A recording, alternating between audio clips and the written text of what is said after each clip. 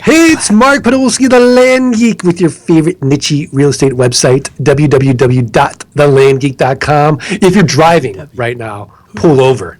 If you are, whatever you're doing, I guarantee this podcast will be the most important thing you've ever done in your entire life. Crash the car! Because today's guest is a little unruly. I think this guy's had way more caffeine than me. And it's Grant Cardone. Now, if you don't know who Grant Cardone is, he is a New York Times best-selling author of 5 books. He's an international speaker about motivation, leadership, real estate, entrepreneurship, and finance. We're going to talk a lot about real estate. Money. Grant operates 5 privately held companies with a combined annual sales of over $100 million, including Cardone Real Estate Acquisitions, LLC. He owns over 3,500 units throughout the U.S. I think it's a lot of brain damage, Grant, but we'll talk about it. His total real estate holdings include 3,508 apartment units valued at only $350 million. He's going to 10x that this year. Yeah, they're worth more than $350 million, though. I got to tell you, they're worth at least $400 million, maybe $450. And if I was Donald Trump, I'd tell you $10 billion. $10 billion. He is the CEO of the #1 sales training company today. Sales are so important, and he works with Fortune 500 companies, Google, Northwestern Mutual, automotive manufacturers. He's a top 5 social media expert in the world. Look, I'm going to go on and on, but Grant Cardone is a big deal. I've been talking about him the last few weeks on the podcast. Scott, Todd, and I are like the biggest fans of the 10X rule, and we've been. By the way, our goals now, we're like writing down our goals, and I'm telling Scott, I'm like, I don't want to write down my goals. Grant, why do I have to write my goals down? Handwrite them. I want to type them. Yeah, well, they type them, dude. But I mean, what problem do you have with ink? Pencil. I don't like the time it takes. It's I type. Okay, I tell you what. You get your computer out. I'll write my goals down. You write your goals. Go. All right, fine. Hold on. Wait, I got to get my compass worksheet out. See, dude. I'm already done. You're not done. I'm done. Are you done? I'm done. Right, you see, that's why you're the Land Geek and I'm the freaking 10X man. Well, okay, what'd you write down for today? Well, the point is, look, I wake up in the morning, I don't want to look for a computer, okay? I want to keep a pen and a piece of paper by my bed. It's not like it's technology. I would use a stick in the sand if it worked. I just want to grab it, do it, throw it away. When I write my goals down, look, I'm not going to achieve them today. Right. This isn't a to-do list. Right. I literally have walked out of a hotel and left my legal pad there. I don't care. I'm writing it down in the morning. I'm writing them down at night so I can keep my attention on where am I going big in my life, right? So like what I wrote down is 10 million book sales, $10 billion in real estate. Okay, it was the first time I've ever wrote 10 billion down. I was looking for 4 billion and I wrote 10 billion because I was in a rush.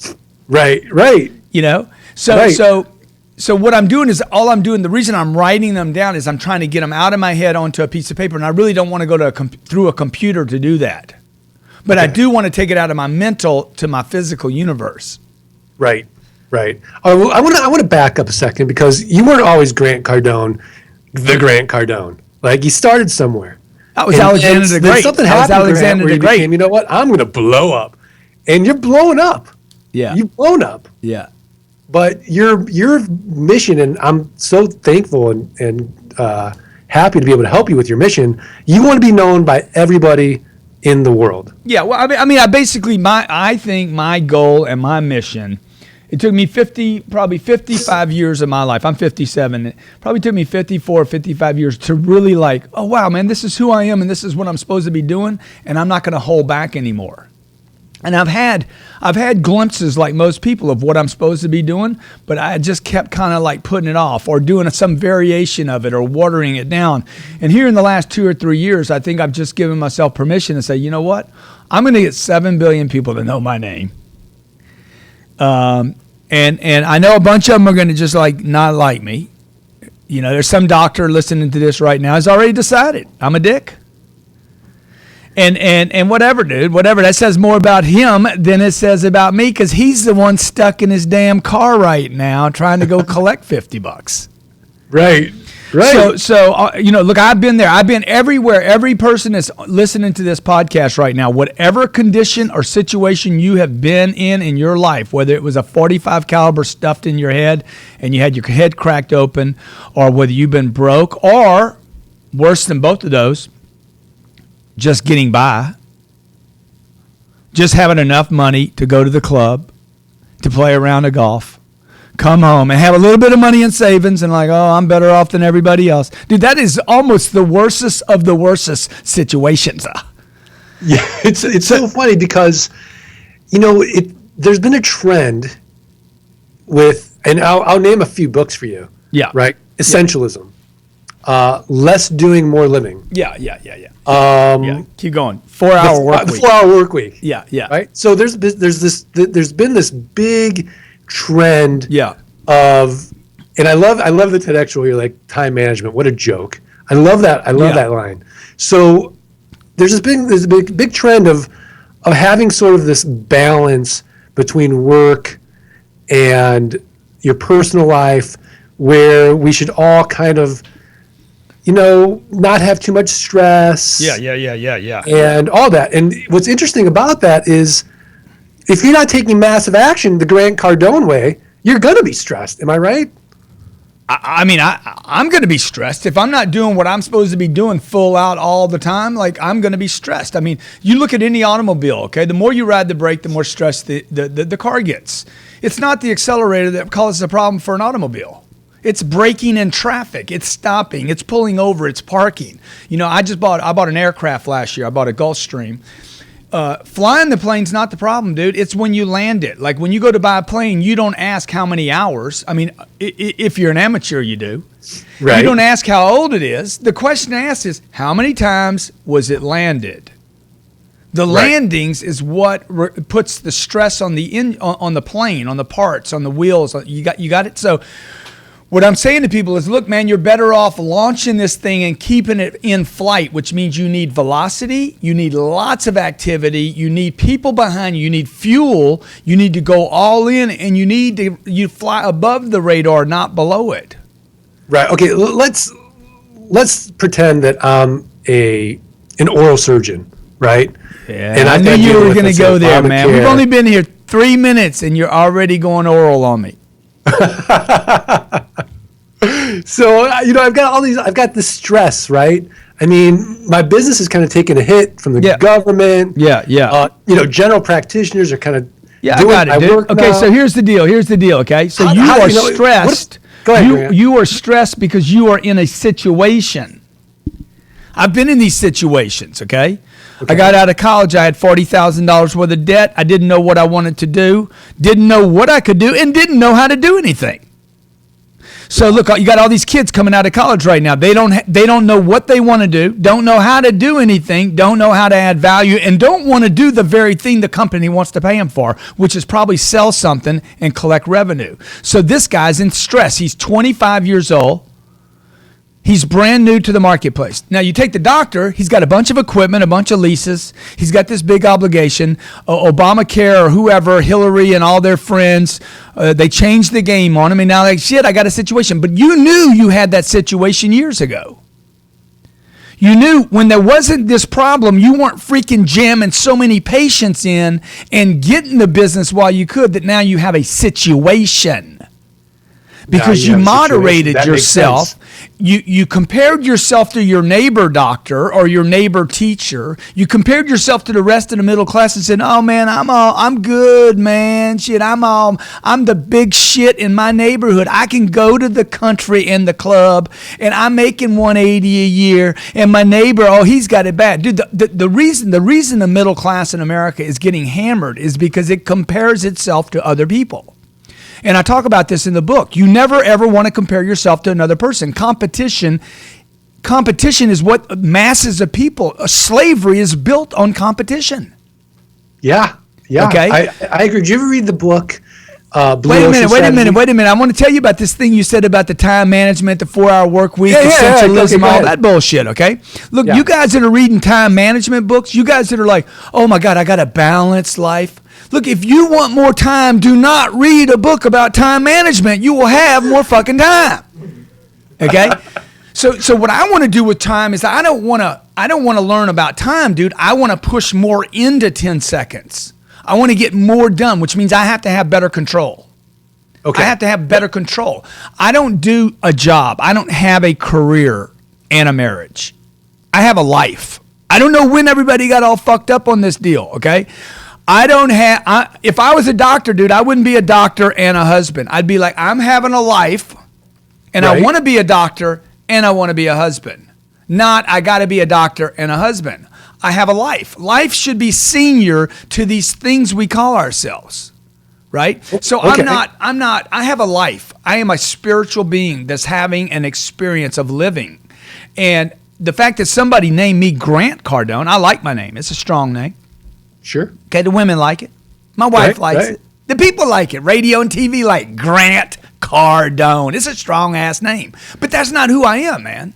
Right?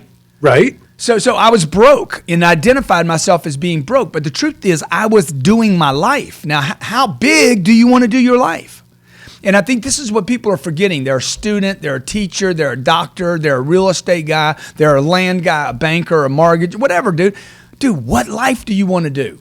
Not who do you want to be? Yeah, but Grant, what about fear? The fear of failing. I put all my eggs into this business or this entity. I take massive action, right? If you watch Shark Tank, these people put their life savings into it, and Mr. Wonderful is like, you just ruined your life. Not really. Yeah. But what do you say to that? Dude, so what? So what? I love it. So what? So what? What life are you going to do? You're going to do something. Right. Like what do you want to do? You want to fail kind of a little failure, or you want to have a feeling? Let's say you're going to have a bankruptcy. Sure. How big do you want it to be? Because if you could get it big enough, you could get some support. Right. See, the last thing you want to do is you don't want to be upside down in your house 30 grand. If you're going to be upside down, you need to be upside down 300 million. Right. Because then you get support. See, right. so really people have to understand, people that are listening have to understand, because they're coming in, you already know who I am and what I do. Right. But look, you guys need to understand, there is no middle class in America. We're moving into the 2016 presidential election, okay? I turned on TV yesterday. I heard middle class from 3 politicians yesterday. They're all liars. They're lying to you, okay? Anybody that is talking to you about a middle class is lying to you. It is fraudulent. There is no middle class in America. Right. I know guys that make 200 grand a year and they're broke. Let's call it what it is, dude. Income does not mean you're in the middle class. Do you have freedom or not? Do you have financial freedom or not? Period. There's 2 classes in this country. There's basically slaves, and there's a handful of people that have rich and wealthy. The rich and wealthy. You really want to be on the wealthy end. So you can have freedom. So you can have fuck you money. So you can have, hey, you know what? I don't want to do this anymore. Right. Okay, and I don't want to. You know what? I'm not going to be a dentist anymore because freaking they ruined my game. So I'm going to go do something else. And you should be in that position to say I'm going to go do something else. Or maybe you went to college and you borrowed 200 grand to go to college and you decided I don't want to do that job. Well, you know what? Good. Go do something you want to do and make a shitload of money doing it. Right. The way you want to make it. Yeah. Or maybe you don't like money. Maybe you hate money. You're like, I hate money. I hate rich people. Good. Then make a shitload of money and give it away. Right. But don't be broke, man. And don't just get by. This whole just get by thing is like a disaster. I got a house. My 2 kids go to school. Everybody's bragging. Oh, they're pretty. We're pretty. And the next thing you know, everybody hates themselves. Yeah. Where's Evelyn at, dude? Yeah, I mean, the funny thing is that, you know, if you haven't, first of all, don't read the 10X rule. Listen to it. Yeah, listen to it, man. That's the best way to do it. I love it on Audible. And all right, let's talk about hey, I don't know if you know this story, big boy, but you know, we had one of my books. You knew this was going to be fun, right? Yeah. One of my books, the publisher decided to let somebody else narrate it, okay? And I said, man, is it going to be good? Oh, yeah, it's going to be great. This guy's won awards. He's a best-selling narrator. When I listened to it, I called up the company and said, pull everyone off the shelf everywhere in the world. Translate. I'll pay for everything. Have it all removed, or I'm going to sue you. Okay? Right. And because that's how freaking bad it is. And I said, at my own expense, my own time, I'll pay to remove them all from the marketplace, and I'll record the thing myself. I do, without a doubt, okay, I do the best audio program in the world. If you ever get one of my MP3s, I think we got them on our website for like $9 or something. We used to sell them for $300. They're like $8.95 or something. I guarantee you, they are the best programs you will ever listen to, number one. Number two, if they're not the best programs you ever listen to, I think one of them is 10 hours long for $8.95. I'll buy you dinner, a bottle of wine, and I'll go oral on you for $8.95. That's fantastic. All right, so Grant, I've always wanted to say this to you. I'm going to say it. Cut that out, right? All right. You ready? Yeah, sure. Go ahead. Don't be a little bitch. Yeah. Yeah. Okay. What made you come up with the no excuses policy? Well, what happened was in 2011, I wrote a book called If You're Not First, You're Last. Right. The original title of that book was going to be Don't Be a Little Bitch. That's the book I pitched. I had already come out with 2 self-published books, Sell or Be Sold. Sell or Be Sold has sold hundreds of thousands of copies. It's never been on a bookshelf. And by the way, if you guys don't think 100,000 copies is a lot, you hear about the million bookseller. Very few books sell more than 100 copies. Very Right. few. So this book had never been on a bookshelf, sold hundreds of thousands of copies, and then I did a second book called Closer Survival Guide. Now this was a $25 book. You go to Amazon today and look for Closer Survival Guide. You cannot find it. You'll find a used copy where people are selling it for $700. Wow. So we sold a shitload of these self-published books, right? Because in 2008, 2009, you couldn't get on a bookshelf because the economy had collapsed and the book companies, the publishers, figured nobody was going to buy books. So the third book I got published by Wiley, and Wiley was convinced because of my other book sales, not because I wrote books, but because how many books I sold, that they would take a shot at me. And I said, good, I want the title of the book to be Don't Be a Little Bitch. And I think they have a lot of Christian influence in their at their board level. So they were like, no, dude, we can't do that. Yeah. I said, why, man? And they're like, man, bitch isn't in the Bible. I said, dude, the word bitch means to complain, to gripe, to whine.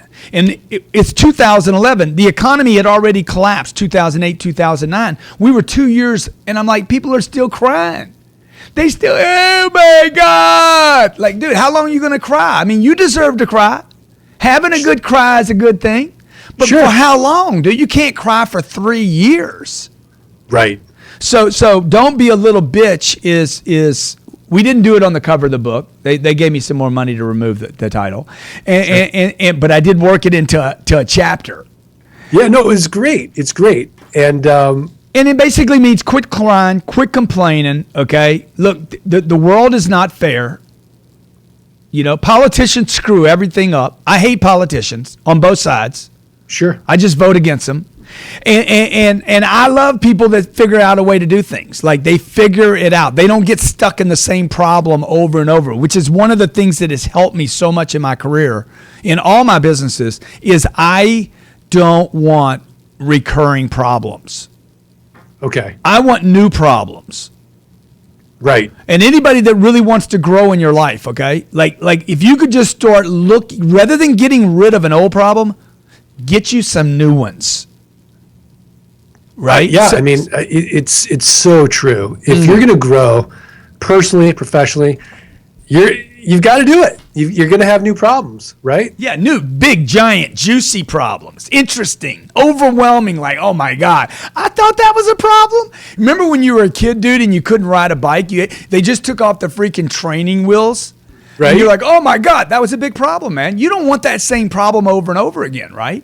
Right. All right, give me an example of a Grant Cardone problem right now that was just created. Okay, a Grant Cardone problem. Okay, this year I want to do out of one company, I want to do $160 million out of one company. Is this the real estate company? No, it's another company. The most of the other companies ever done is $16 million.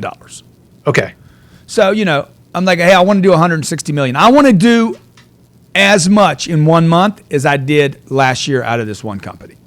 Okay. See what I'm saying? New problem, right. man. New problem. I've lived in 6 different places in the last 20 years. Most people don't even go on 6 trips in their whole life. They get on a freaking cruise once every 5 years. They're like, oh my God, We're leaving Fort Lauderdale on a big ship, and we're gonna go in the water, and we're gonna come back 6 days later. I'm like, goddamn, what are you guys doing, man? I know people that they hadn't left their home, man. They've never left their home. I was with a guy. I flew into Lake Charles, Louisiana the other night. I was in Mobile, Alabama to see my mother-in-law.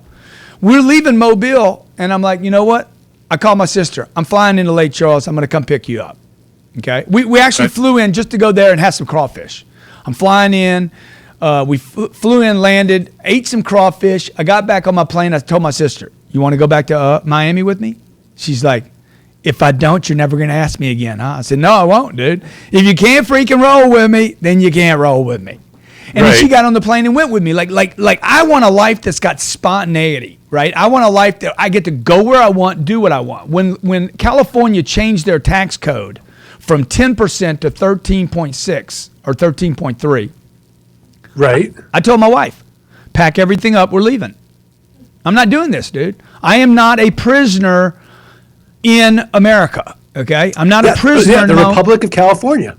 Yeah, exactly. So I'm like, I'm out of here. So we sold the house. I had a beautiful, unbelievable house. I mean, gorgeous house. Okay. I had all my friends there. I'd lived there 25 years, man. You know how much courage it takes to say, hey, and your government and your pretty weather, I'm getting on a plane and I'm flying across country. We flew to Miami. We flew into Miami, never been here. Saw it on the internet. I saw it at Miami on the internet. I'm like, damn, Miami looks kind of nice.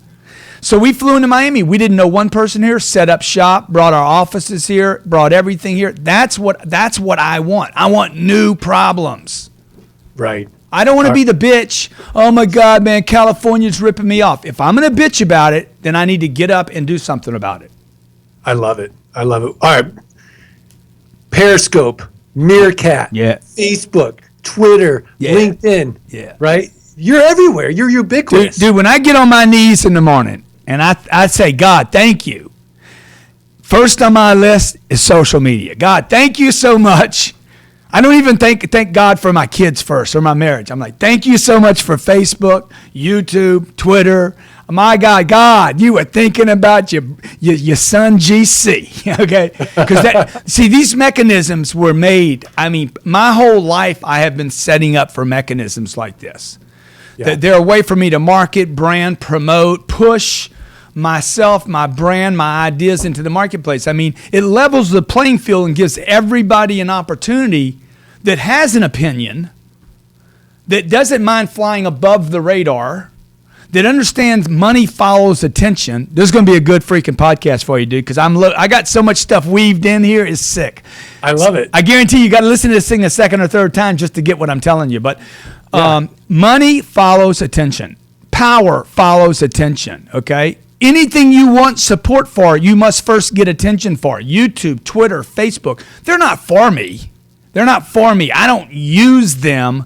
I'm not a spectator in these mechanisms. I use them as weapons and tools to get my message out. I love it. I'm going to ask you one more question before we get to... You're going to get deep. Before we go real deep about my best passive income model. Okay. All right, so... let me ask you something. If somebody's in a car right now, do you guys even know what we're talking about? Does anybody even know, or is this just so random? Is it random? I don't think it's random. You know what? I'll definitely prep people before I launch this podcast, so they know who you are, and they have to read or listen to 10x. Dude, if you don't know who I am, let me just say, I apologize to you. I apologize to your family. I apologize to your future children. I apologize to that spouse that you're going to have sex with tonight.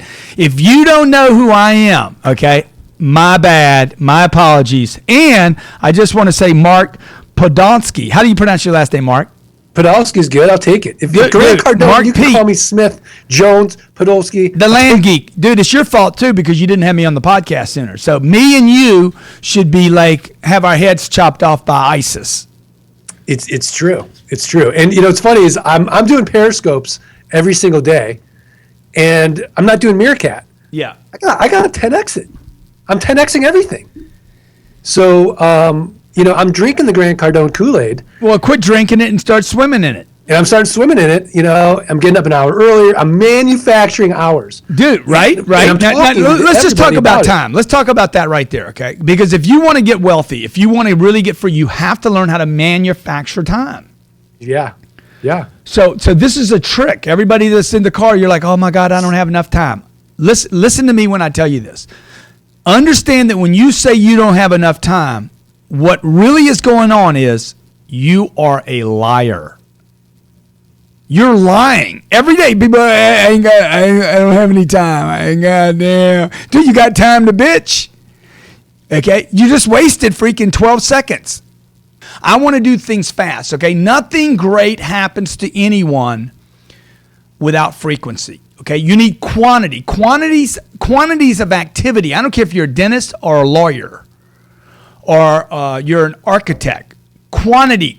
You got to get the quantity going so that you can get the quality, okay? Even the doctor, the surgeon, he must do quantities of heart surgeries, okay? Right. So that one day he's got enough confidence to know how to get in and out of that body fast as possible, because you don't want that body open for a long period of time, right? Right. Same thing with a customer. A sales guy does not want to spend like we used to think, oh my God, the longer you spend with somebody, the better off you are. I want to sell them something. I don't want to marry them. Right? I want to sell, move on. I need quantities. Look at how Amazon processes an order with speed and efficiency. So you got to learn how to manufacture time. Time is the new commodity people will pay the most money for, and the person that's the most certain, the most confident can get things done in the shortest period of time. Okay, so if, I've got 3 kids, 10, 12, and 14. Yeah. Before you had kids, you weren't saying this all the time. Be careful. I wasn't. Then you have kids, and then everything's like, oh my God, oh, they can't touch it. Oh my God, oh shit, they're going to kill themselves in that. Everything was cool, dude. Everything was fine. You didn't have any kids. The knives were fine. They'd hang out on the freaking counter. Everything was fine. Now everything's like, don't touch that. Right. You're going to hurt something. And so the first thing I would tell the kids is, look, your parents, they love you. They're good parents. Mark thinks he's your parent. Maybe he is, maybe he's not. Who knows? And the deal is, your mom and dad, they're just not built to tell you what to do. You need somebody else. You need somebody else to tell you how to explode in your life, to fly above the radar, to get a lot of attention, to talk to strangers, to go out into the marketplace, okay? You don't need another class in college. I was talking to a buddy of mine the other night, JJ. His son is about to go to college. And I said, JJ, why is his son going to go to college? His son was sitting next to me. He's like, I want him to go to college. I said, so what? Dude, I went to college. JJ didn't go to college. The father didn't go to college. I said, what do you think your kid's going to learn at college, man? Well, he's going to get to be a kid a little longer. I said, dude, nobody needs to. There ain't no money in being a kid any longer. He's 18. He's been a kid for 18 years. How many years? 2 more years don't change anything. This is ridiculous. JJ, why do you want him to go to college? He'll learn things. He ain't going to learn shit in college. Yeah. Okay? I spent 5 years in college. There was 2 courses that were worth anything. I had a buddy just sold his company for $21 billion. Bob Duggan. Wait, B as in boy? 21 billion. Billion. Okay? Wow. He went to college. He's a dropout. He says, I went to 2 courses that were worth anything. All right? Yeah. 2 courses. I said, well, dude, those 2 courses were worth it. He's like, oh, yeah. Now the question is, are you willing to go to 4 or 5 years for 2 courses, 2 semesters, man? Or do you guys $100,000 in debt?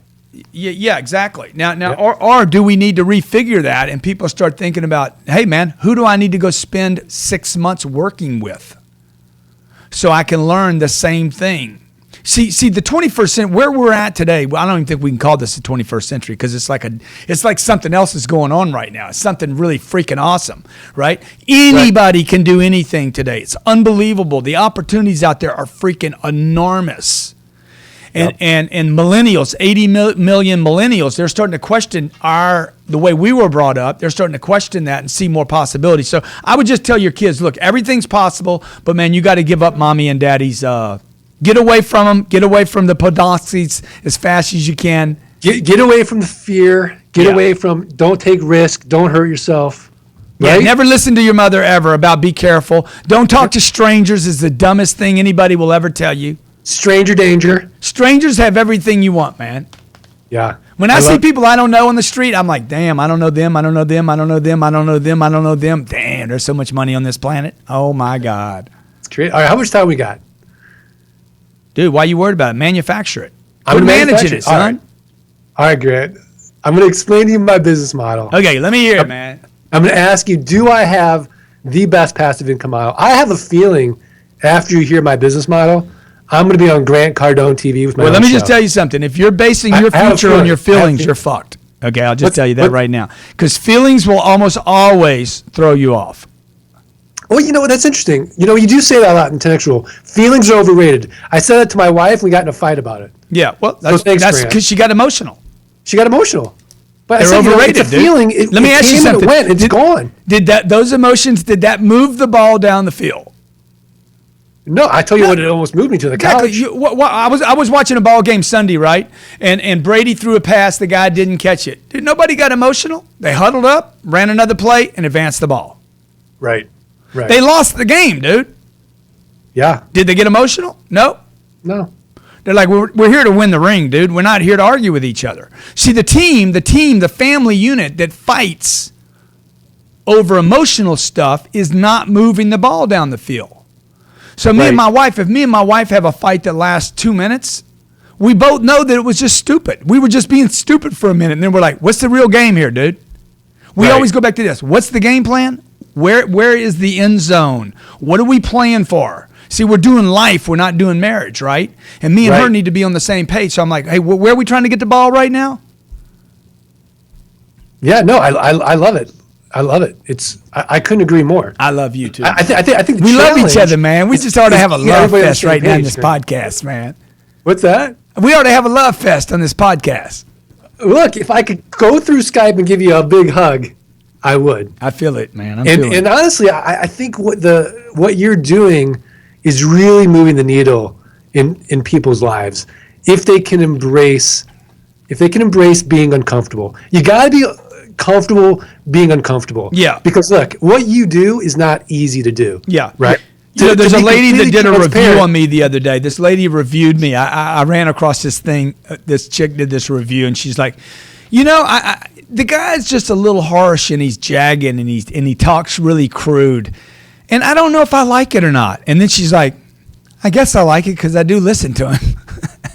But it was like, she's like, I really think he could influence a lot more people if he would just not be quite so crude. I disagree, because you talk about this. You've got to embrace the haters, because the haters are talking about you. Howard Stern is a great example. Yeah. Right? Yeah, and I don't know. I mean, I'm not trying to like create. No, I know you're not trying to manufacture controversy. Yeah, but you're being yourself, I think that comes through. But I think about what she says. I'm like, okay, maybe I curse too much. I curse a little bit more than I should. I don't curse a lot, but I mean, do I, Robert? Not a lot. But I could take that. I could drop that off, and then I could be really polite and nice. But you know what, dude? That's why we're in the shape we're in right now. Everybody's trying to be polite and nice rather than saying, "Hey, you're freaking broke." Yeah. Dude, you're working your ass off 38 hours, 45 hours a week, and you're broke. And taking 2 days a week off. What are you doing, man? How do people take off 2 days a week when you don't have any money, man? When you don't have any money, you never take off. Well, yeah. God said that God took off the seventh day. He worked his ass off for 6 days. Yeah. He created the heaven, the earth, the fishes, the animals, the bears, and the butterflies, the mountaintops, and the mousies. And then he took a day off. And then he took a day off. Shit. You got people showing up for work late, leaving early. They work 32 hours in a week, as close to the French as we can get, and they're like, I'm due Wednesday, and you're broke. Dude, you don't do that when you're broke. I've been broke. You don't do that when you're broke. Yeah. Okay, so let's say we get to the next level, though. I want to hear about your business plan. You want to hear about business? Yeah, okay. I know it sucks, too. It's going to be amazing, and I'm going to be on Grant Cardone TV, and I can't wait. I hope it's amazing. This is going to change my life, because 100 million people are going to know me like overnight. Let's go, Marky. You ready, Graham? Yeah. All right. So I buy and sell raw land. Now, the way I do it is I look for somebody distressed. How do I know they're distressed? They owe back taxes. Now, if they owe back taxes and they live out of state. So you take advantage of people. You take advantage of people. Okay, that was just I'm helping them in a sense because I'm not taking advantage of them because what became an asset for them is now a liability, right? Because if we aren't paying for something, right? Like wait. They had an asset that's become a liability. How was it a liability? How was it an asset? It was an asset. How was it an asset? Now they're not using it. Now they're not visiting the property. They're not improving it, and they keep paying taxes on it year in and year out. Yeah. And luckily for them, the Land Geek comes and gives them an offer. On the property, typically 20 to 30 cents on the dollar. Now, a percentage of those people are going to take it because it's become a sunk cost. Yeah. All right, so now we can then flip that property at about 300% return on investment within 30 days on average. But my favorite way to sell it, the Grant Cardone way to sell it, is owner finance it. Yeah. So I'll get my money out typically on the down, maybe within 6 months, right? So it's a one-time sale, and I get recurring income on a passive basis on an asset I don't have to maintain, right? I have no renters, no rehabs, no renovations, no rodents, right? I'm in a non-competitive niche. You don't go on HGTV or DIY Network and see flip this land. It's boring. I've got a massive market. Yeah. It's huge. Well, let's talk about massive. So you brought up massive. Massive action. Good. Massive market. How much of this land do you own? Oh, my gosh. Not market value. Don't give me market value. Give me the total value of what you've paid for all the land you have. I probably have over 10 to 15 million in notes right now. Market value. 10 million in notes. Market value. Market value. Yeah. What if we got to blow everything out? What do you own? So if I had to blow everything out, 7.5 million. Okay, 7.5 million. Okay, dude. I mean, so you got 7.5 million. How much cash do you have in that 7.5 million? So. Well, I mean, we think we're buying and flipping every single day. So it's I'm probably averaging. You have no money in it. What's that? You have no money in it. Well, I'm putting money in it, but I'm getting money out. I'm getting about a 300% return on cash flips. Okay, my question is not that complicated, dude. How much original money do you have in the deal? How much original money do I have in the deal? All right, let's take a deal. Let's take the deals you have. Okay, but I have my spreadsheet open. Dude, my spreadsheet's in my mind. Dude, why you got to open a computer to find out anything? I'm all about the computer. I'm the Land Geek. All right, let's just take an example, okay? 160 acres we bought for $6,500. Yeah. Right? And we sold it for $54,000. Good. Okay. No, you didn't sell it for $54,000. You took a note for $54,000. I took a note for $54,000. Actually, on that deal, we actually did sell for $54,000. Let me give you another note. Okay, so this is like a smaller deal. We paid $1,000, we sold it for $10,000.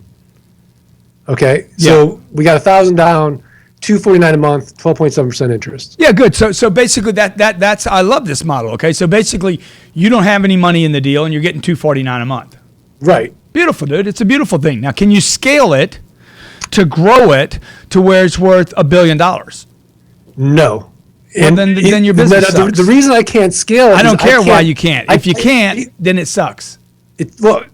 I at a certain point, right, because I talk about this with my buddies who's also doing this, right? At a certain point now, he had to go and he raised money, right, in a fund, and a portion of that goes into land, but we can't put $1 billion of work overnight in our niche, right? Now, eventually, in time, we could become a billionaire. Our net worth could be $1 billion. Yeah. But I can't do $1 billion a year in this niche. I didn't say $1 billion a year. I said, can you get $1 billion worth of this? In time. So all I'm saying is, my question is, if you can't scale something, right? Right. Then how good a business is it, right? If I can make $100,000 one time, okay, good. I mean, but right. No, you can scale it for sure. Yeah. But can we get? Look, I understand. It's tough to be $1 billion. Yeah, you're buying a piece of property. You're solving a problem for somebody that can't pay for it. You're collecting on a note. I like it, man. It's good, man. What do you want me to do now? What do you want me to say? Is it the best passive income model? Yeah. Okay. Is it? See, my deal is scalable. I can go to $1 billion. I can go to $2 billion. I can go to $10 billion. I think multifamily is fantastic. Yeah. Right. Yeah. But you've got bigger problems than me. You've got more competition than me. You've got bigger liabilities than me. But because there's competition, there's also an exit. Okay, there's an exit too. I mean, I need a buyer. For anything to be worth something, you have to have people interested also that can also do this, right? Right. So, I think my model combined with some other models, if you want to get to be a billionaire, is great. But I think if you're, let's say, oh, dude, I love what you're doing. What you're doing is awesome. You guys are producing a tremendous, very conservative approach to creating money. It's very capitalistic. I mean, I can give you a bunch of kudos if you want them. Okay. I need them. Dude, you're awesome. You're awesome. Man, I'm insecure. But Scott Todd was like, talk to Grant about the baby money. Yeah. This is good for the baby money. Yeah. Right? Dude, or no? I take baby money, dude. I take anybody's money. Okay. I mean, look, I talked about an $8 product. Why would a guy worth hundreds of millions of dollars sell an $8 product? Yeah, exactly. Because that's the front end. Yeah. So I was talking to a dentist. And he's like, all we do is the high end stuff. I said, well, then you're an idiot, dude. You need scale, man. You need a wide audience, okay? Because little people have a voice, okay? Medium-sized people have a voice. The big guys have a voice. You want a lot of people. If you have something really valuable, right, that can help people, it's not just my apartments. My apartments that gives people a place to live, but I have more to contribute to this planet than just that one little niche business. Right. And I want to help out. I want to be known for something more than, I made some money. Right. So I'm a mini Grant Cardone. Yeah. In that sense, because I'm doing the same thing with LandGeek. Beautiful. Yeah. So in that sense, Now, if you could teach other people how to do the Land Geek, that'd be great, man. That's what I'm doing. That's what you're trying to do. That's what I'm doing. I'm trying to Grant Cardone it. Now the question is, can I 10x it? I don't know. Am I making new problems for myself every single day? So, so that's it. All right. So, are we good, Grant? I'm good, dude. I love your business model. On Grant Cardone TV for the baby money? Yeah. No. If people want to find out more about me, they can go to Grant Cardone TV. We have a TV network there set up for entrepreneurs. It's a digital network. It's downloadable on your phone. We do 27 new shows a week there. The Land Geek should have a show there. That's what I'm saying. I need to get on the show. And you can work your pitch out, dude. You can raise money on that. Most popular besides you. You could raise money on that show. Exactly. Well, you know what? You mentioned that. We'll have to talk about it offline. My next call is to the securities attorney about that. So that's a whole other thing. Yeah.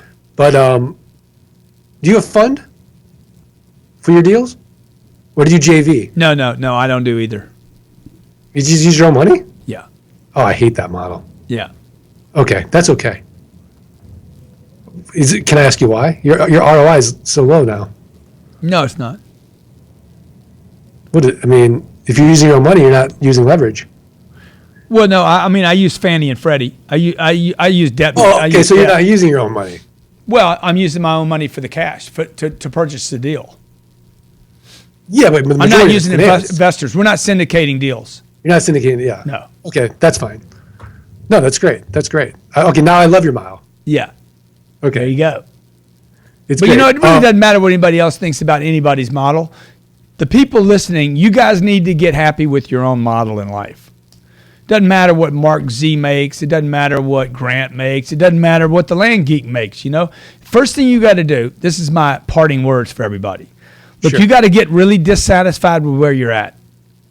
In order to get something else, you have to get very dissatisfied where you're at, which means you need to know the truth about the situation. And the situation is Americans are not free because they live in America. Freedom ain't free, baby, okay? You can live here, it ain't free. Now, is it better than Russia? Probably. But so what? That doesn't make it great.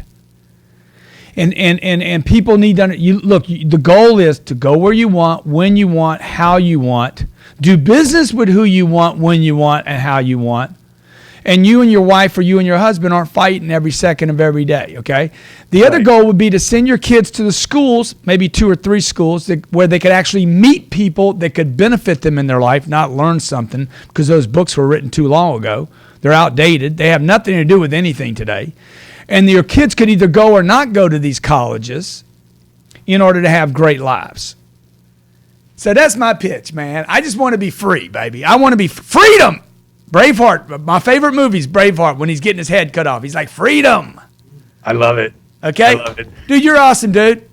Grant Cardone, GrantCardoneTV.com. Grant, is that the best place to go to learn more? Yeah, man. All right.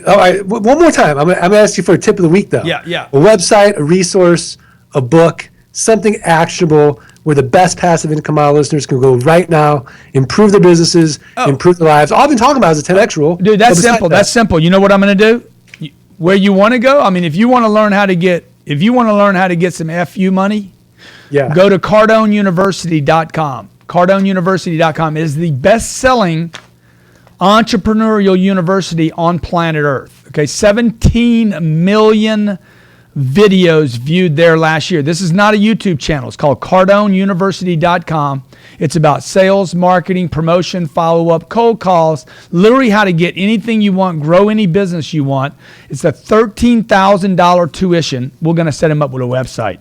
It's a $13,200 tuition. I'm going to do it, CardoneUniversity.com/Mark P. And I'm going to do it for $995. I love it. What about $995, okay? No one's going to remember Mark P. It's Land Geek. Okay, put CardoneUniversity.com/Land Geek. $995. I appreciate it. I love it. They're in. Then we'll see if you got any viewers. We'll see. I think I do. Well, by next year, I'm going to be bigger than you.